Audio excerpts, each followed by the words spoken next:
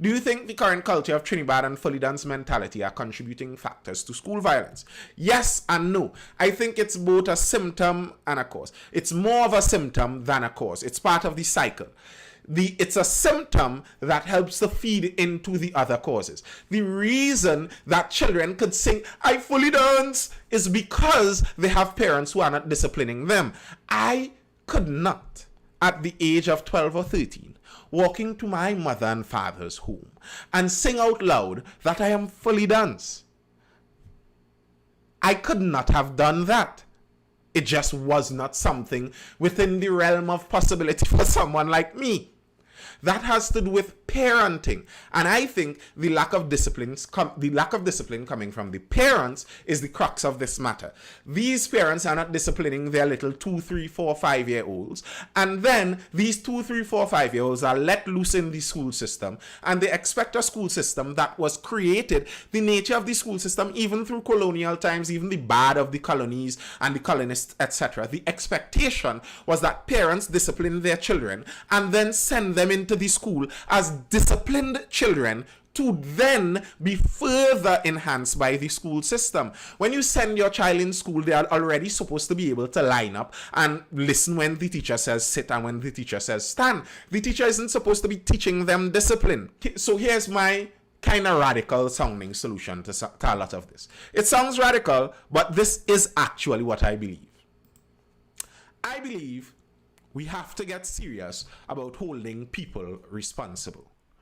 If your child beats, destroys property, does anything, you are responsible for that action. Who else will be responsible? Listen, I don't think the state owns the children. People ask who owns a child, and many people with the human rights, etc. And I agree with human rights. I agree with human rights. But I believe parents own their children. I'll say it like that. I mean, I could think of a better technical way to put it, but I would put it that raw and that simple. A parent is the owner of their child. If me and my wife go away to the bushes of anywhere, we don't need a state, we don't need a government, we don't need a police service, we don't need a child protective service, we don't need a fire station, we need nothing. We just need ourselves and our parts, and we can make children all on our own. We are the only ones responsible there, us and God. And in that case, I would put the parents as the sole owners of children. If you are the owner of this human being, this little child that you have here, and you send them into an institute, and what you own damages what I own, it is your responsibility to face the consequences for it. If your child beats my child in school, I want to sue you. And here's the next part of it. I think the school should be held responsible for any fights held on their compound. If a fight happens on a school compound, the school is responsible to pay and responsible legally for any action there. It has to stop being that no one is responsible for this. All of these things are happening and no one is responsible. The government is responsible. That's all who? The government and the society. These nebulous terms that you can't point anyone to. There needs to be a name that you can point to. The name that you point to is the school. If this occurred on your school compound, it's within your school institution's responsibility to ensure the fight doesn't happen. No, it's the parents, Curvon says. I agree and I disagree at the same time. Here's the dynamic I'm putting into that. If you take someone else's property and bring it onto your property, and then damage occurs while it is on your property, it's also your responsibility. So it's now on the school to make sure they contact the parent to make sure the parent is held responsible also. And here's the thing. If they say that some parents are not capable of being held responsible for their children, well then you as the school are your responsibility is to make sure that me, if I am a parent who is able to hold anything my child does as my responsibility, I signed away to that. Anything my child does is my responsibility. Good. You cannot then take another parent to send their property inside of this school where I am responsible for my child and bring another child whose parent is not responsible for them. Then that's irresponsible on your part as the school. You are not creating a safe environment for my child. I am sorry. I am sorry. I know that the reality is some of these parents are not capable, and that's not the school's fault. But it is your fault if you allow this student that you know is under the control of incapable parents to end up in an institute where they could damage my child. And if you allowed that, you are then responsible for it. I think the responsibility needs to start to land directly on the schools, directly on the parents. I mean, legally, criminally, financially responsible for all of these actions. There is no way, I cannot understand this. How identifiable people can be seen damaging someone to the point of hospitalization, and no adult is held responsible for this. That is insane. It is insane.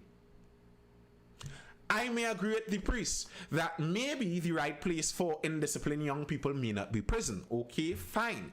But the right place for them is not at the side of disciplined young people. You do not take someone's nice, well-disciplined, they spent time, effort, and resources growing up their child, and then put them right next to someone who didn't do the same, and both get into an altercation and someone damages that one. That does not make sense. It just doesn't. It could sound elitist, but I don't think it is elitist. I think it's simple sense. It's simple logic. It's something to make societies functional. Charge your parent and see how quick it turns political. Yeah, I know, but that's why you need to do it. Find out where the politicians stand on all of this. What resources do the schools have to de-escalate or prevent these fights? I don't know. I don't care. If you are not able to stop my child from being damaged inside of your premises, then you are not supposed to have them there. It's that simple. You have to figure out how to make sure, however you do it, make sure my child doesn't end up beaten up on your premises. Otherwise, you have to face the consequences. It's like asking the question, what resources do I have to not get in an accident when I'm driving my car? Well, I don't know. Make sure your car is up to mark, that you have the resources not to hit mine. If your car hits my car, you must pay or go to jail. I might be a little more radical than this, but I don't understand from some of these parents' perspective. Personally, I will take my child out of these schools and figure out some private system to educate my child. Because if you are putting your child in an institute where they obviously cannot assure the safety of your child, what are you doing? What are you doing? I cannot listen. When I hear these stories, I pray about my children to come. I just pray because I just cannot understand this. I don't want to say anything incriminating, but I cannot. How are you telling me my child, and I look at how much effort some people put into their children, the amount of effort some people put into their children and to making sure their children get exactly what they have. How could I spend that much effort into my child, send them off to school, expecting them to learn, and then I hear my child is unconscious in a hospital bed? Boom! I just cannot understand that. I agree with the principle, but literally in practice, how do they stop the children from malfunction? That's what I said before. The practice, in practice, how you stop that is any child whose parent cannot handle them cannot be allowed on the school premises. Any child whose parents cannot handle them, then maybe that's for the military schools. Maybe that's where the military schools need to come back in, where they have military personnel handling these schools. If the parent cannot handle the child, then the child cannot go to the school. And if the parent can handle the child, that is how you fix the fighting problem. I remember back in my days, the threat of calling in people's parents was enough to get a lot done. Because in my days, many of the students that were going the school I was going, their parents paid attention to school. If their parents got a call and the principal called your I don't know about many of these young people, but if the principal called my mommy, I was in a lot of trouble. What do you mean the principal called mommy in the middle of the day? How does that happen? How does that happen? We need to go back to these days where children knew, if my parents get involved in this, I'll be in trouble. I don't want this to happen. The parents had control over their children.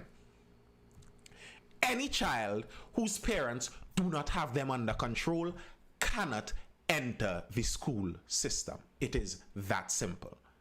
Remember, they spend most of their lives there. They come home to sleep. That is not true. They spend most of their formative years with the parent before the age of 5. Most children have already settled their aggressive states by the age of 5.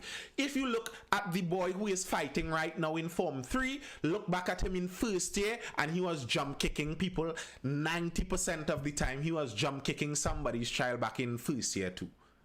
You could have told this from the first year.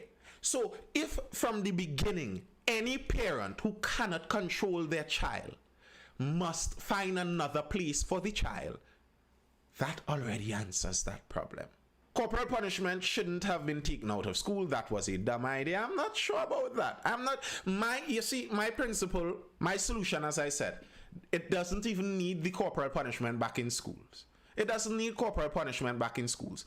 Parents who can handle their children, maybe they could do the corporal punishment if they want, but if the parent can handle the child, all the school needs to do is threaten, hey, I'm going to call in your parent if you don't behave, and that's that. That, to me, that was the main way, that our school manipulated all children into behaving.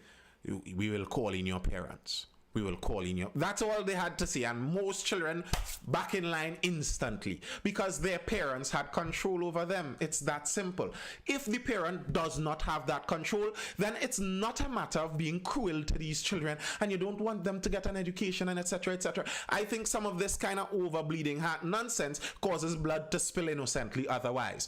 Bleed your heart for them in a sensible way. These children obviously cannot function in these more free school environments. These children whose parents don't have control over them need to be in a more militant place, obviously, because it's not working out as it is right now.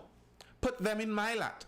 Put them in military school, wherever. And I wouldn't doubt that many of these people, by the time they cross their 20s and a lot of this aggression cloud raises from their minds, they may be very grateful for people who were able to see where they were heading and put them into a more stringent program. Something that annoys me so greatly in modern times now is the way how sometimes some of the people that say like they care so much actually are counterproductive. Close down the youth camps because you don't want to stigmatize anyone with putting them there. Close down the junior sex because everyone must pass for level amongst them. We all go to secondary schools. Make sure that everyone passes common entrance. Everyone gets a place. I remember Miss Fasad says everyone gets a place in school, and it's so... That is ridiculous. That's just not how reality works. That's not how reality works. You cannot take people and force them to work just as everyone else works because some people's parents were different. Some people's genetics are different. Reality just works like that. Some people don't function the same as others, and nothing is wrong with that. What you need is to have so many avenues that regardless of how you function, you can function functionally in the society. But no, throughout the junior sex, throughout the youth camps, throughout all of those technical and vocational studies, and make sure everyone gets a place in a secondary school to go there for 7 years and see how great that turns out. Yeah, sure.